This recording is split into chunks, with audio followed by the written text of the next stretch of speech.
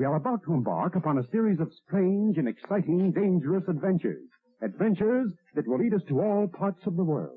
Hello and welcome to another Bad Comic Review. This time we're looking at Detective Comics 1013. These events take place before Batman 77 apparently. This was written by Peter J. Tomasi, Doug Mahnke was the penciler, Keith Champagne and Christian Almay did the inks, Dave Baron colors, Rob Leigh letterer, Mahnke and Baron did the cover. I really like that cover. It's got Peril, it's got the main character, it's got Mr. Freeze. It's really cool looking all around. Dave Walgos was the assistant editor, Paul Kaminsky editor, Jamie S. Rich group editor. Batman's trying to figure out what's going on and he gets some leads with some very hilarious help. Meanwhile, Mr. Freeze is planning on thawing out Nora, but his murderous schemes have taken many lives and hostages. So it's up to Batman in a new costume to try and stop him. This is a costume I don't think I've seen before, and it looks like it's a variation of Firefly's costume. It's really, really cool, and I like what they did with it. I thought it had some really cool ideas there. And while Batman has to give chase to Mr. Freeze, he has to fight off these like remote controlled zombies and being encased in ice. It's really awesome. There's a funny scene with Alfred wearing a mask and it was cute. This issue was easily the best of Tomasi's run so far on Detective, and I was really enjoying this. I thought this was really worth the money, and the art is solid. If you like Mahnke's art, which I don't see why you won't at least tolerate it, this is some of his best work, especially with the new Bat costume. He drew that really, really well, and Mr. Freeze looks cool, and he does zombie type creatures really well. So overall, this was a great installment. You'll probably want to read the other issues in the storyline to really make the most out of it, but I would say this is easily one you can read on its own for the action elements. You're not going to get the whole story, obviously, but at least you'll be able to enjoy a lot of the parts of the book without being too confused. I would say this is definitely worth adding to your collection just because it's got the cool costume for Batman. It's got some really great story elements and some great action. So I wouldn't have had problems paying full cover price for this one, and it's definitely worth checking out. So I'm looking forward to reading the next issue because this is a huge step up from several of the previous issues, and I'm really looking forward to 14. So yeah, this was definitely recommended. It does say You're the Villain at the top. It's very loosely connected. You won't even know from reading this issue that it's connected to You're the Villain. That was offhandedly mentioned a few issues ago, and that's it. So while it is a loose tie-in to You're the Villain, it's not necessary to read any of that stuff. So definitely a fun issue, and I'm looking forward to 1014. That's going to do it for this one. Thank you so much for listening and supporting the channel. If you enjoyed the video, please hit the like button, and don't forget to subscribe so you don't miss future reviews. If you'd like to help the channel in other ways, links to my Patreon, Streamlabs, and Teespring store are in the description. And as always, we hope to see you on the next one.